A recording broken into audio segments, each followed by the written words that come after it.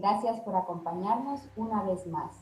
En nombre del Museo Arqueológico y Centro Cultural de Orellana, MACO, les damos la bienvenida a nuestro segmento de entrevistas entre culturas, diálogos junto al río, creado con la intención de compartir reflexiones acerca de la cultura, el patrimonio, la literatura y demás temas relacionados a nuestra institución, que desde el 2015 trabaja en la provincia de Orellana, en el rescate del patrimonio arqueológico amazónico y en el fomento de espacios de encuentro y aprendizaje a través de las artes y la cultura.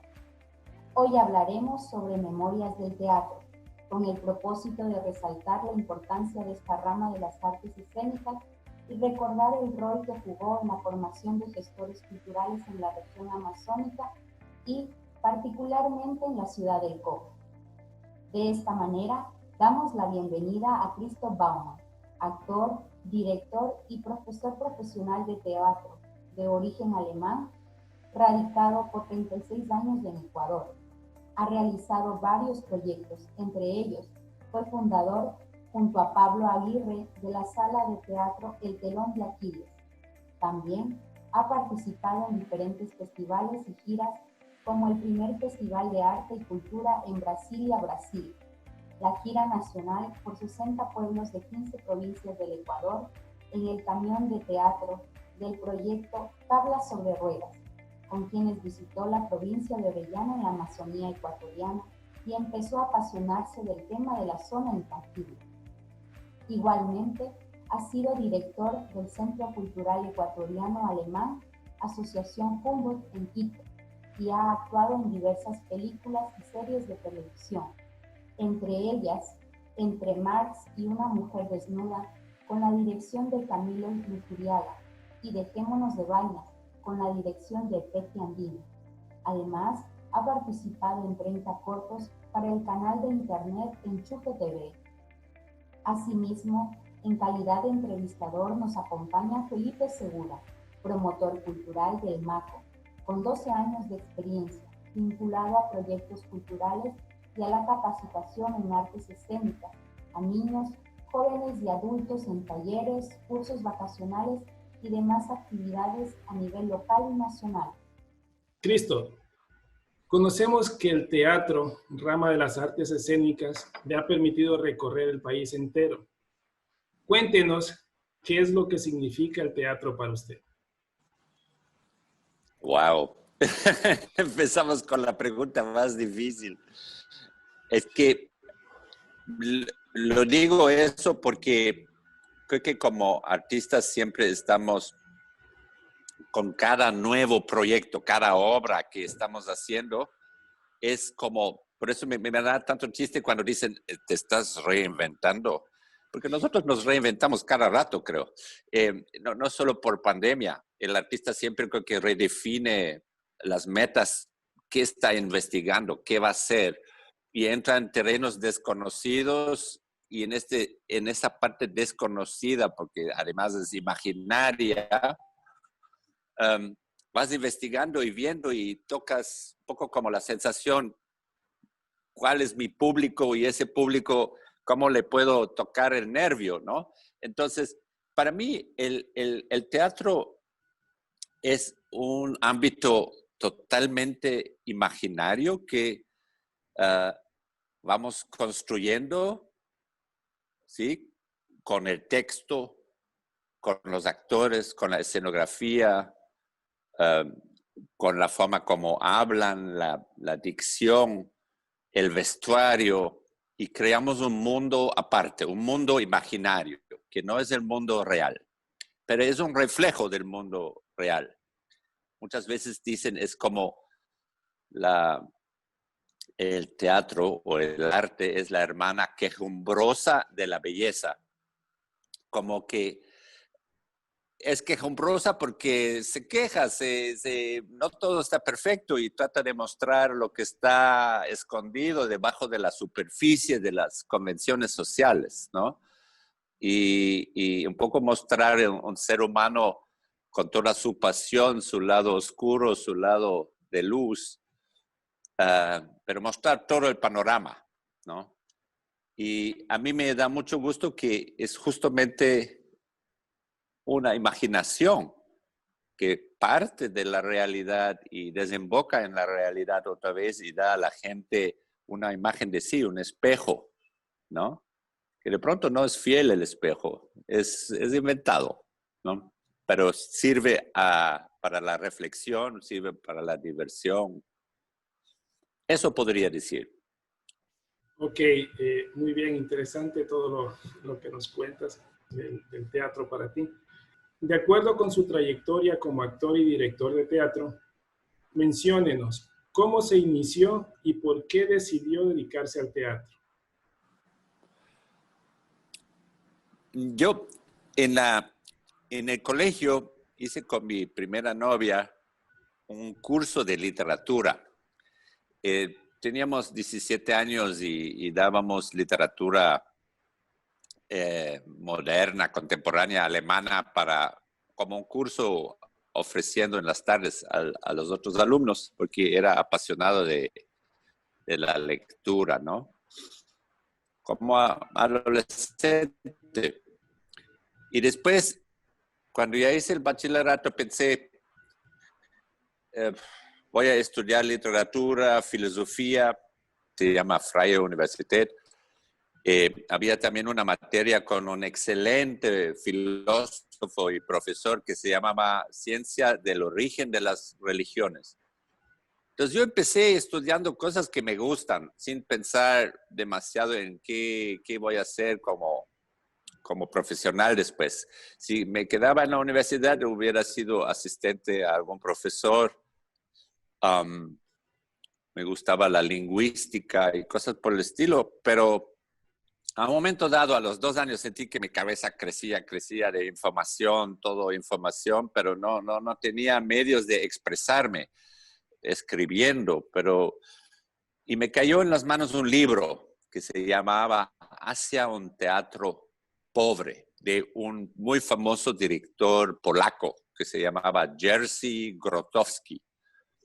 Leí el libro y me encantó, porque el hombre más hablaba a revelar lo que está oculto debajo de la superficie, lo que nosotros creemos, esa es la realidad. Vaya, tantas cosas que no expresamos por convención social y que trata de revelar todas las facetas del ser humano, ¿no? Eso me fascinó tanto que me busqué cómo poder llegar a Polonia. Era en plena Guerra Fría. Alemania estaba dividido por un muro y necesitaba una visa. Me costó como 3 meses solicitar la visa y después estaba yo sentado en un tren atravesando que iba a Alemania Oriental, de Alemania a Polonia. Hice un curso de 2 semanas con este señor y me quedé fascinado. Y en el curso había alguien que me decía, oye, con tu cuerpo así largo y todo, ¿por qué no estudias pantomima y teatro en una escuela en París? Y de ahí hice algo medio ilegal porque me dieron una beca para estudiar en la Universidad de Berlín. Cogí la plata de la beca y me fui a París a estudiar. A estudiar teatro. Luego de cuando ya acabé todos mis estudios, tuve que devolver ese dinero, pero ya me dieron unos años de plazo y de ahí ya le devolví, porque eran estas becas que dan en Alemania reembolsables cuando ya eres profesional, ¿no? Y la pagué desde aquí, desde el Ecuador. Pero me posibilitó entrar en el mundo con muy buenos profesores y creo que por el lado de mi madre, ella le amaba al teatro y siempre se iba al teatro. Y a veces me llevaba. Y también como siempre he sido el más alto, o sea, desde los 12, 13 años era el más alto de la clase. Y los otros alumnos siempre me decían, tú que eres tan alto, tú eres el que puede negociar con los adultos. Entonces me eligieron siempre como el vocero de la clase. Tenía que negociar con los profes y los profes a veces ya como a los 13 años era más alto que todos los profes. Entonces la gente siempre dice, alguien que está tan alto puede ser nuestro representante, ¿no?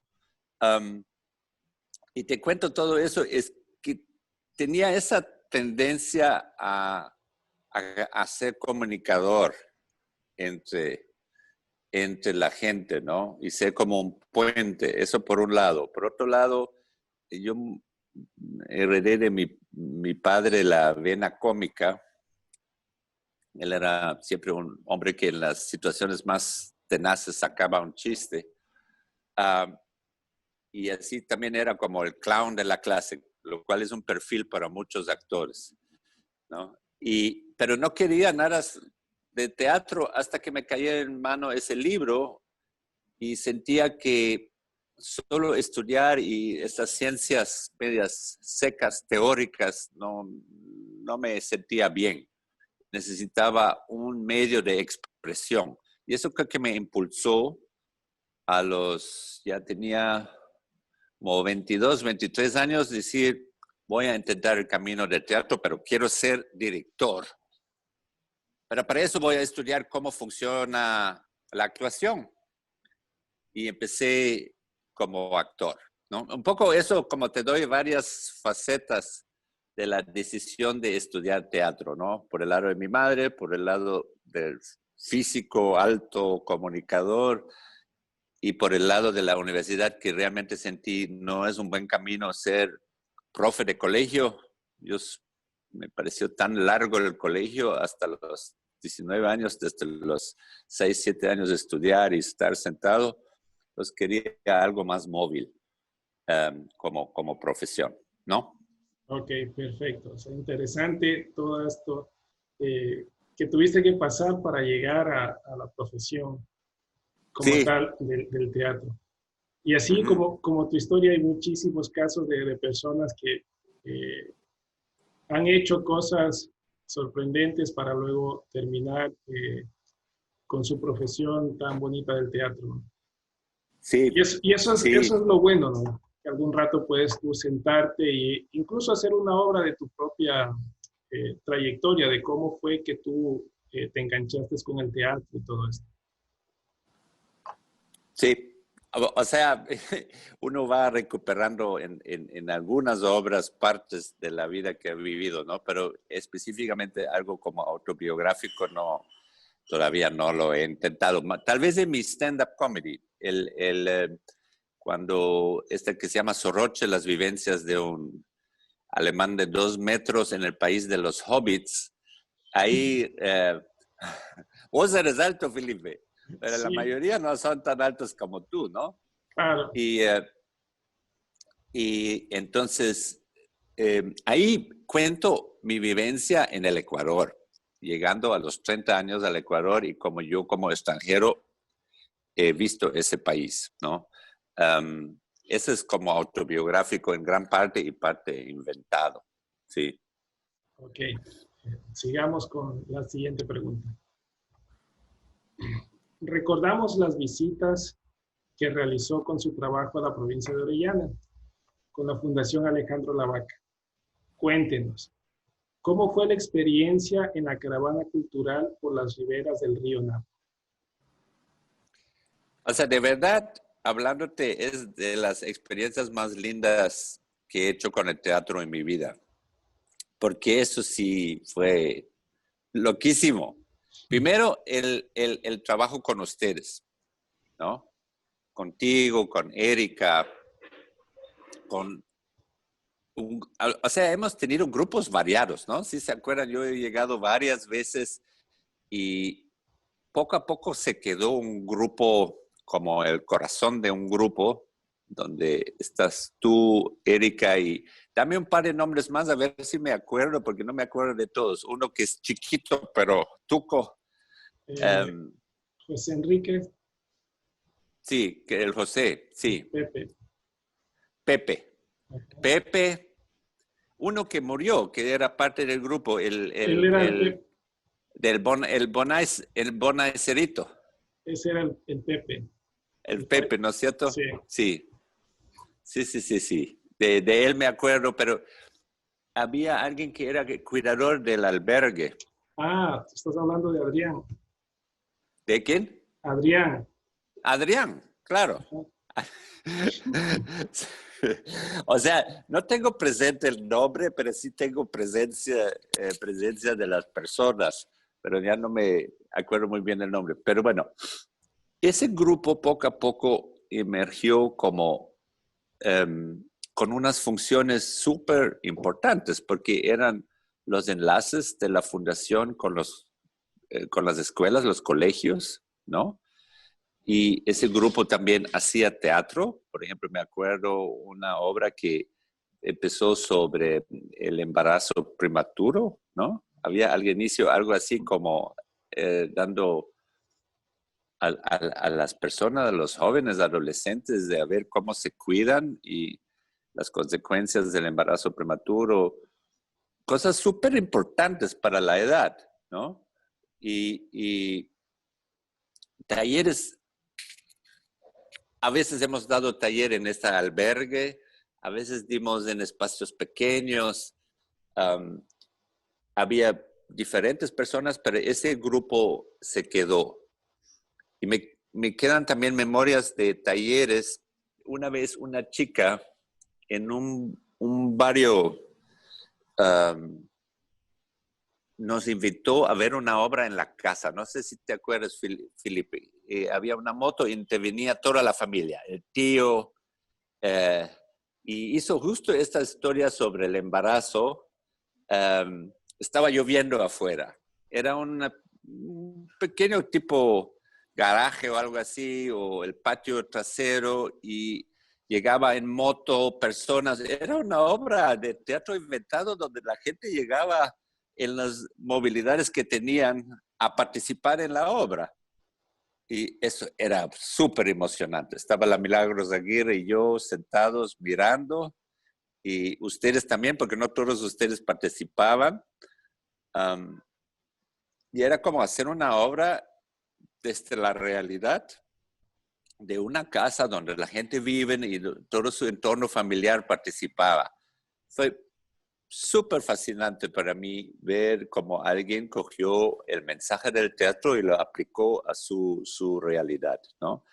Así que estas vivencias en Orellana, en la ciudad del Coca, eran en partes bien mágicas también. Pero bueno, después nos dedicamos, por un lado traté yo darles herramientas para su trabajo en los colegios, que me pareció un trabajo muy, muy importante.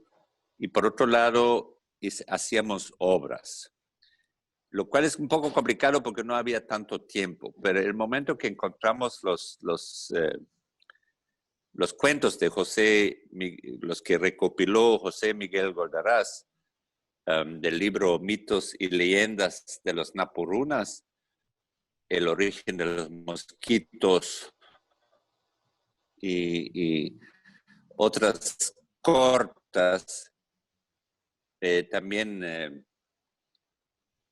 que era algo sobre,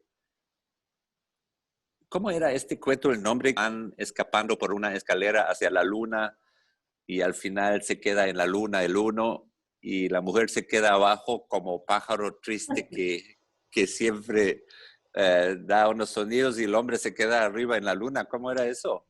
Ese se llama, perdón, Quilla y Filuco, el origen de la luna. Exacto. Quilla y Filuco es Sí, el origen de la de la luna. luna. Sí, o sea, la fantasía de estos cuentos es fascinante. Y entre actuar y contar, y a la vez lo que nos dimos cuenta en esa que fuimos en una lancha, a veces bajábamos abajo a la frontera con el Perú, pero una vez tuvimos una lancha rápida y fuimos en esa lancha rápida a las diferentes comunidades para presentar esto. Y la sorpresa nuestra era que en los colegios, en las riberas del río Napo, no enseñan su propia tradición, más bien están con el currículo enseñan lo que enseñan en todo el Ecuador, pero no lo tan específico de la región, que son, por ejemplo, la tradición oral. Lo cual me pareció súper absurdo. Si tienen algo tan rico como la tradición oral de Orellana mismo, en este caso los naporunas, ¿por qué no usarlo en los colegios? Entonces, estando en algunas pocas comunidades donde nos presentamos con esos cuentos, es como que los jóvenes ya se olvidan.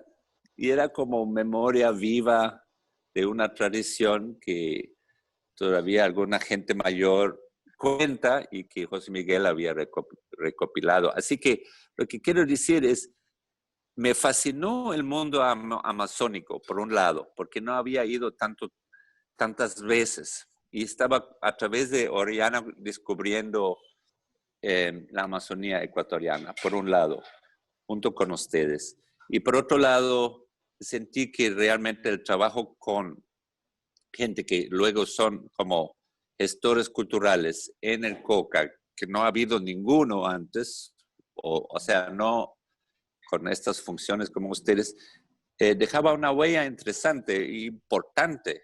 Y todavía, como veo que siguen ustedes ahí y están en el MACO trabajando, ha tenido muchas consecuencias en los cuales, obviamente, Milagros Aguirre ha tenido realmente una visión. El apoyo que en esa época era la Fundación Alejandro Lavaca era muy importante, ¿no? Como siempre es, a veces hay en Mantaví, en otros lados, si no hay una institución que apoya digamos, las ganas de meterse en el trabajo cultural de algunos jóvenes, eso se pierde. Pero si hay un apoyo decidido de alguna institución, universidad, puede ser colegio o en este caso la Fundación Alejandro Lavaca y el municipio del COP puede florecer, ¿no? Y haber sido parte de esto, y no es hace tanto tiempo, me enorgullece, me parece muy chévere. Bueno, de hecho, esta que viene también te va a hacer recordar algo. La primera vez que llegó a El Coca fue con la obra Despertar de Primavera, que hasta ahora es representada por los estudiantes. ¿Qué recuerda de esa experiencia? Primero una pregunta, ¿de verdad sigue representado por los estudiantes? Sí, te cuento así rapidito. Acá organizamos un festival intercolegial de teatro que se llama El Coca Abriendo el Telón. Llevamos 7 años con ese festival. ¡Wow! Y he visto dos veces esta obra en ese festival. No sé si es porque algún estudiante la vio cuando tú la presentaste o si algún profesor la vio y quiso representarla. Es muy diferente a lo que tú presentaste. Siguen teniendo el mismo nombre, Despertar de Primavera, le han cambiado algunas cosas, pero sigue siendo una obra muy buena y muy interesante. O sea, sigue enfocada en los problemas de adolescentes y jóvenes y a medida que van creciendo. Perfecto, perfecto, porque como es una obra escrita en 1896 y fue un escándalo, la prohibieron al fin del siglo XIX, hay que adaptarla a la realidad, y en este caso no europea de la época, sino aquí, a la de actual en la Amazonía, ¿no? Sí, pero me parece muy chévere que tenía ese impacto, porque creo que los temas de los jóvenes siguen vigentes, cambian en ciertas formas, pero el rato que se despiertan las hormonas pasa un caos de cosas, ¿no? Y hay que un poco como a través de la obra reflexionar sobre esto. Sí, qué bueno. Entonces, tu pregunta era, llegamos con tablas sobre ruedas. Esto es un proyecto que hicimos en conjunto con 2 fundaciones y con el Ministerio de Cultura. Y justo nos prestaron un camión que era como con escenario, con bajabas una parte del camión y tenías un escenario, luces, sonido, y nos presentamos, me acuerdo vivamente, en un canchón al otro lado del río Napo, en un colegio militar, con la obra. Y las autoridades militares entraron un poco en choque sobre ciertas realidades que presentamos. Y yo hacía al final esa pregunta, ¿y aquí tienen un gobierno estudiantil? Y el profesor atrás, el director, decía, y decía, no vamos a permitir ningún gobierno estudiantil. Y yo diciendo, oiga, pero eso es en la ley. Los estudiantes tienen que organizarse en cualquier lado. O sea, así el Ministerio de Educación está a favor. Pero esos militares estaban como, aquí no aplica eso. Esto es Esto es un un colegio régimen. militar. Y me quedé súper sorprendido. Pero esto fue ustedes estaban apoyando, porque siempre estabas, tú, Erika, Adrián, otros, si me acuerdo bien, pero ya habíamos hecho contacto con ustedes, ¿no? Sí. Antes, hecho talleres y ustedes apoyaban a que se difunda esto. No me acuerdo de otra presentación, pero me acuerdo vivamente por ese choque con los militares de la otra. Nos fuimos a Xuxufindi, nos presentamos allá en una cancha abierta de fútbol, nos separaba una cerca, una malla del público que estaba sentado en las tribunas de la cancha, y gracias al sonido del audio que tenía ese camión, creo que los estudiantes que llegaban de varios colegios, eso habían organizado ustedes también, ¿no? Y también nos fuimos, esto fue muy, muy lindo, ahí al pueblo donde está el museo, en Pompeya. Pompeya, organizado con las monjas que había ahí, le dieron a todo el elenco chicha, que algunos nunca habían tomado, porque éramos 10 personas con el señor del camión, ¿no? Fue esa gira, que hay un video, no sé si lo has visto, ese video. Sí, lo viste, ¿no? Porque Sí, sí. hay una documentación que se llama Tablas sobre Ruedas, dura 1 hora, 6 minutos o algo así, que hasta ahora no le he puesto en YouTube, pero debería simplemente subirlo para que la gente que quiere lo vea. Y está la parte amazónica, justo lo que cuento del colegio está ahí. Así que esto fue muy importante para mí y para el elenco. Por un lado, conocer la provincia, pero también con esta obra viajar y nos fuimos a 15 provincias, y justo Esmeraldas y Orellana fueron las primeras 2, ¿no?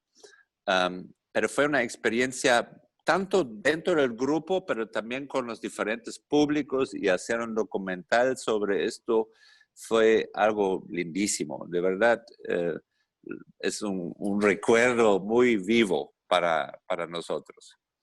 Ya. La siguiente dice así. Hemos tenido el agrado de tenerte en el MACO en varias ocasiones. ¿Cómo te has sentido en nuestro espacio? El MACO es hermoso. Yo me acuerdo, hay una foto, ¿no? Que creo que conoces. Hay una foto cuando ponemos la primera piedra, antes de la construcción, ¿sí? Del teatro. Y luego la experiencia fue, yo te puedo buscar esa foto, es bien lindo, porque además es historia, ¿no? Y cuando ya estaba listo ese teatro, yo no puedo creer que hay un espacio tan lindo para unos 230 personas, creo que es con luces, con todo, ¿no? Y la primera experiencia fue dar una presentación ahí, ya no me acuerdo de qué obra, pero la particularidad en el Coca es que la gente va con sus hijos, y los niños son pequeños y van dando vueltas alrededor del público, jugando a las cogidas mientras que tú estás presentándote. Debes recordar eso, Felipe. Y yo a ratos decía, ya calla a estos niños. Ya no, pero la gente no tiene dónde dejar los niños. Es una cosa como media particular allá. Y los niños se aburren de ver obras de adultos y empiezan a jugar en el teatro, ¿no? Eso como es una de las primeras memorias de este espacio. Pero el espacio es hermoso. Y luego el teatro, lo que es el museo es más hermoso aún. O sea, de verdad, el conjunto es espectacular entre el MACO y el teatro, ¿no? Me acuerdo de dos otras cosas que nos presentamos estrenando el Árbol de los Peces, no en el actual, sino donde estaba el museo antes, en el edificio que está más o menos al lado, ese gran edificio que tenían alquilado, y ahí se presentó el Árbol de los Peces, la obra más o menos donde más hemos trabajado como grupo, también lo que hicimos en Tablas sobre Ruedas. Eso está también en el documental, ¿no? Pero este espacio es un espacio muy, muy vivo y tan importante, y agarró realmente fuerza como expresión de la cultura amazónica en cuanto al museo, pero también de tantas charlas y también el acompañamiento de ustedes, que son ahí guías, para que la gente un poco tenga más acceso a lo que se expone y a lo que viene, y además las semanas de cine. Y como todos estos sitios nuevos necesitan un tiempo hasta que la población acepta y lo hace parte de su vida diaria, ¿no? Como pasó ahí también, al inicio poca gente en los cines, y de pronto el cine tiene vuelo y éxito. Siempre es por la tenacidad, por la forma, insistencia de los gestores culturales, que una cosa al final florece. Perfecto, Cristo. Avanzando con la siguiente pregunta, dice, sabemos que usted llegó a formar gestores culturales en la Amazonía. Varios de ellos ahora son parte del MACO. Cuéntanos, ¿qué piensas de ese proceso y su impacto? A mí me parece que es algo de lo más, ¿qué te diría? Es súper importante hacer estos procesos. Y para mí Coca es un gran ejemplo ahorita para esto. Y hay muchísimas ciudades, ya estamos en el siglo XXI del Ecuador, que merecen que se darían procesos así, sostenidos, apoyados por la institucionalidad, como dije antes, municipio, en este caso de Orellana, y digamos, de Ciudad del Coca, más la Fundación Alejandro Lavaca. Necesitas este abrigo, este paraguas institucional para que esto tenga una visión a largo plazo.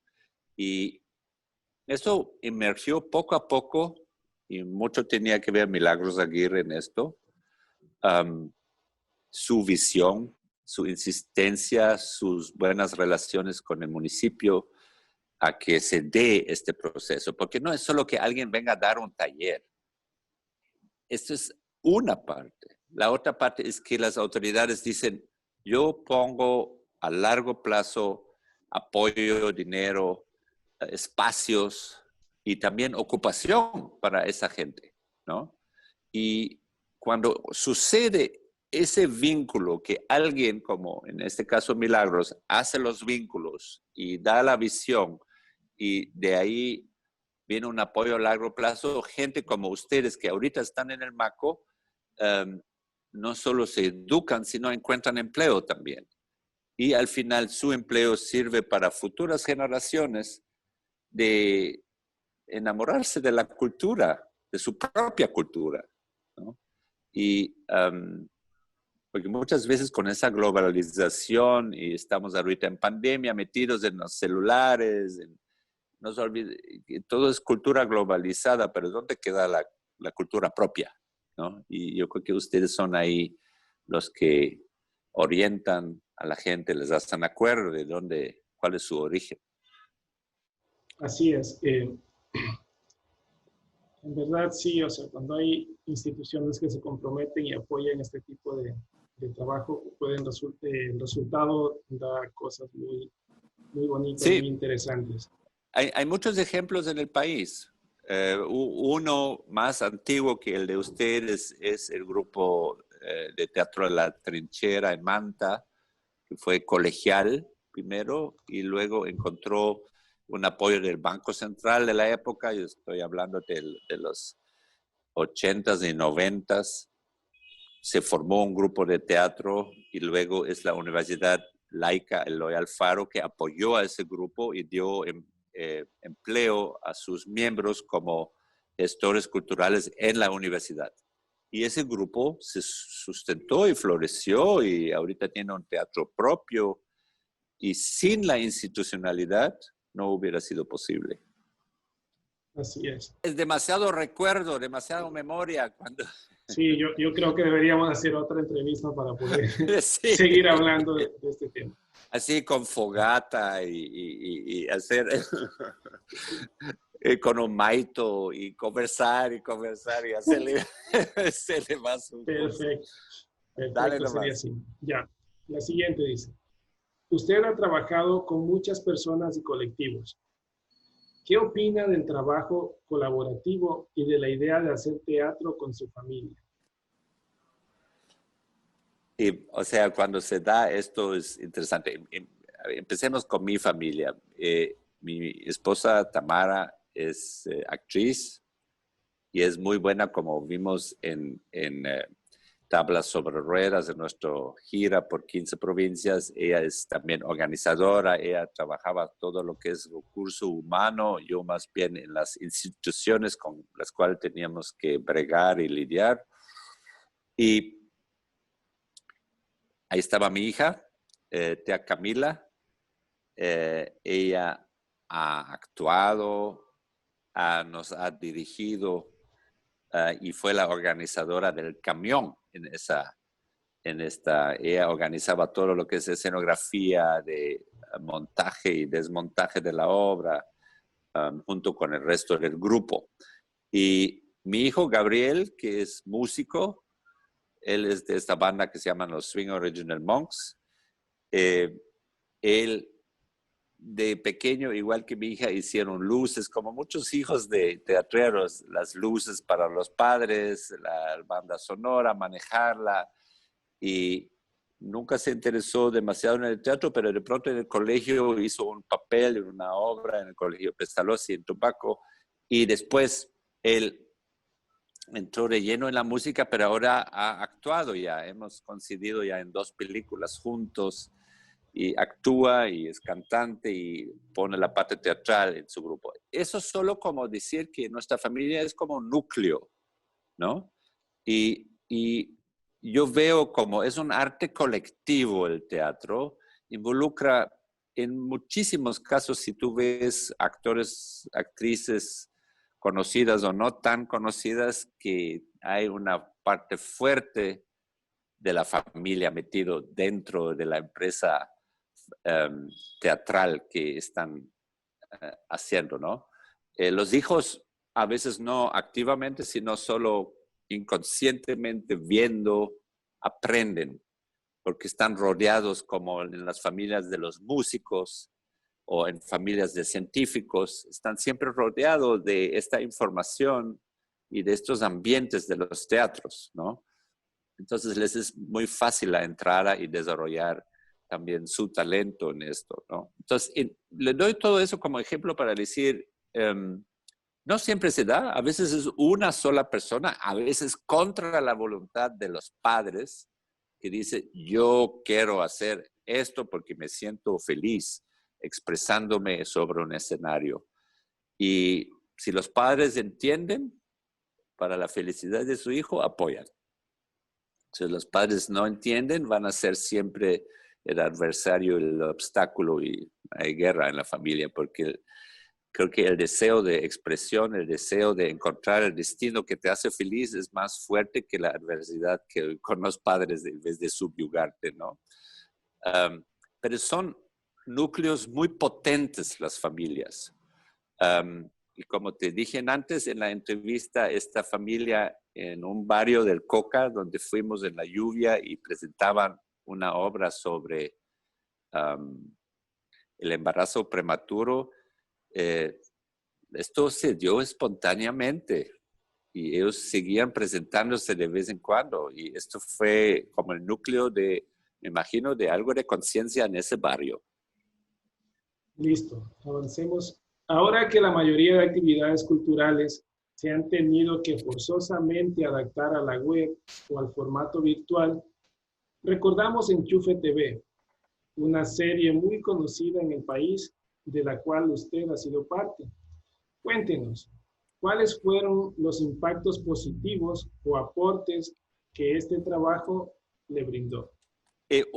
Hablemos de Enchufe TV. Esto nació, creo que 2011, 2012. Ahorita ya tienen 8, casi 9 años juntos. La empresa ha cambiado, fue incluso vendida. La mayoría ya no es de los originales de Enchufes, sino es una empresa española, mexicana, canadiense, creo, que ahorita es más dueño de esto, tiene la mayoría de acciones. Pero esto nació de 4 estudiantes de la Escuela de Cine INCINE, en la Floresta, en Quito. Y resulta que 2 de ellos siempre me veían en el colegio alemán porque eran estudiantes de ese colegio. Cada año me presentaba ahí y ya me conocían. Y de pronto me invitan a hacer un sketch, La Zona del Amigo. Y La Zona del Amigo, para mí fue la primera colaboración con ellos. Gratuitamente en esa época porque no tenía nada de plata y ni siquiera eran famosos.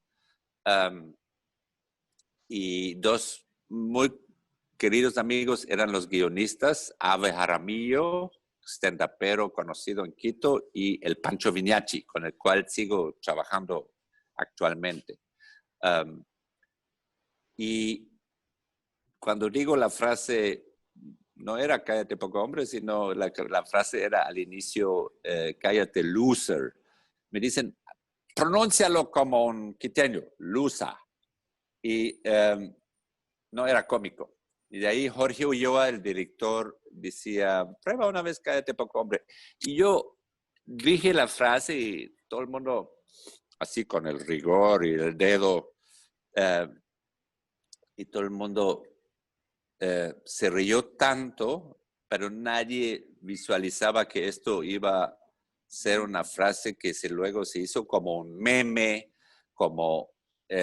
hasta que me hicieron un meme con Rafael Correa arriba y yo abajo diciéndole cállate poco hombre, donde en plena revolución ciudadana nadie sabía que 2 semanas después la gente ya se olvidaba de que originalmente yo era Christoph Baumann, después el Beckenbauer, después de Dejémonos de Vainas, y de pronto viene, ya se olvidan de eso y solo dicen, ahí en la calle, mira, ahí está el poco hombre. Y se cambia el destino de uno con ese apodo, ¿no? Pero es una empresa muy exitosa que en su origen ha captado muchísimas personas de colegios y universitarios. Ahorita se ha vuelto más juvenil, más, pero no necesariamente los contenidos se han vuelto más juveniles.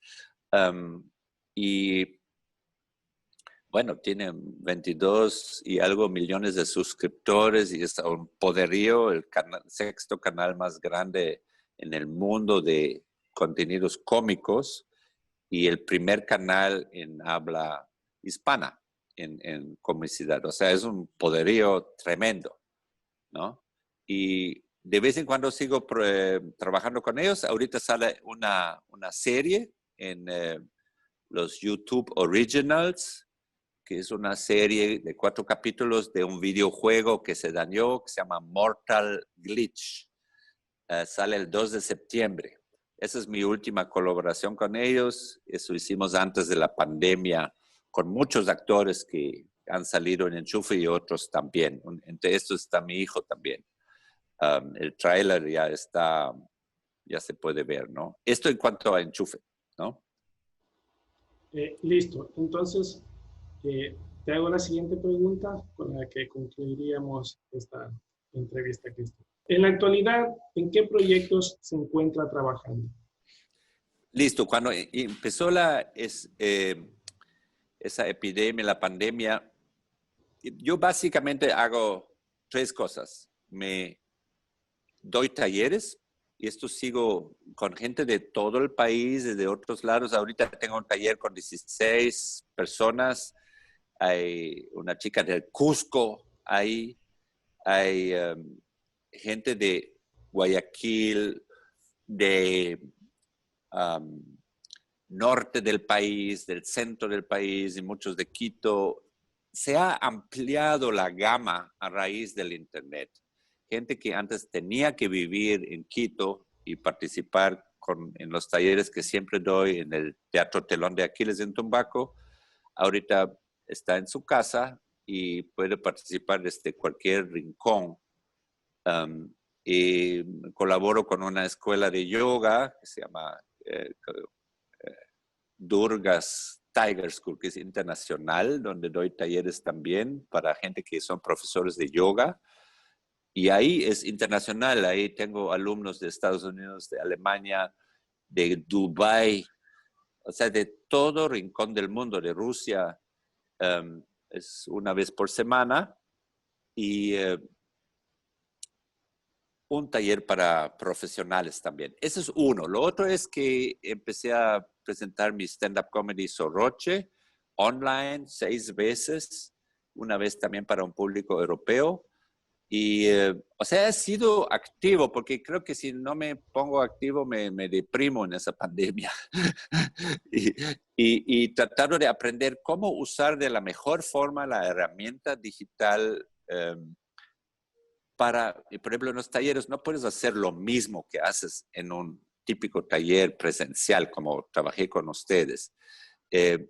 Pero he aprendido que muchas cosas se pueden hacer y que hay igual a través de como ahorita tú y yo estamos conversando y conectando recuerdos, preguntas, y nos conectamos como seres humanos. Esto igual es posible en un taller online, pero tienes que ver cuáles ejercicios aplican, cuáles no, qué se puede hacer. Interviene un poco la cámara. También el recurso audiovisual tiene que ver en estos talleres bastante. Y lo último, para terminar, es volver a lo mismo. Una serie en base de una idea de Juan José Franco, un actor joven aquí en Quito, basado en Volver al Futuro. Y la idea de él es que los 2 personajes, yo me parezco bastante al Doc Brown. En nuestra serie se llama Doc Brownie. Y el otro es Martin McFly, que es Martin McWello en lo nuestro. Los 2 nos parecemos bastante y en esta serie la premisa es que se quedan atrapados en Ecuador 2020. Como vienen de otro tiempo, se admiran de tanta corrupción y piensan qué hay que cambiar en el pasado para que esto, lo que estamos viviendo ahora, no ocurre. Y van así a diferentes partes del pasado. Lo estrenamos el fin de semana pasado. Esto va el 29 de agosto otra vez. Ha habido gente de muchos lados, fans de esta mítica película Volver al Futuro. Nos sorprendimos con tener gente de Pasto, Cali, Pereira, de diferentes lados, mirando nuestro producto el fin de semana pasado, ¿no? Ahí el guionista es Pancho Viñachi y lo grabamos en 3 días y medio en la casa de Esteban Araque, quien es el cineasta, el que filma, ¿no? El camarógrafo. En un departamento y en las afueras en 3 días y medio, un producto de más o menos 50 minutos de duración. Y la idea es hacer una serie, pero para eso necesitamos también un apoyo de alguna marca o de algún auspiciante. Pero como ves, lo que estoy haciendo ahorita es talleres, esto me sostiene presentaciones, preparando nuevos proyectos también, pero básicamente los últimos tiempos ha estado ocupado para hacer, no volver al futuro, sino volver a lo mismo. Sí, eso. Listo, Cristo Baumann, muchísimas gracias por tu tiempo, por este espacio que nos das en tus actividades diarias para poder charlar un poco con nosotros. Esperamos volverte a tener en una próxima entrevista. Ya, nada, cuídate hay mucho. más que contar. Cuídate mucho, un abrazo a la distancia y ya estaremos en contacto. Ya, y me alegro mucho haber podido colaborar ahorita con ustedes, contigo, con Erika y con todos los otros. Saludos al resto del grupo si les ven. Y espero en algún rato otra vez volver al Coca a reencontrarnos en vivo y en directo. Ok. Muchas gracias a ustedes por conectarse. Los invitamos a seguir disfrutando de las actividades virtuales de la programación especial Ma Contigo que hemos preparado y a no perderse en nuestra próxima edición de Entre Culturas, Diálogos junto al Río. Hasta la próxima.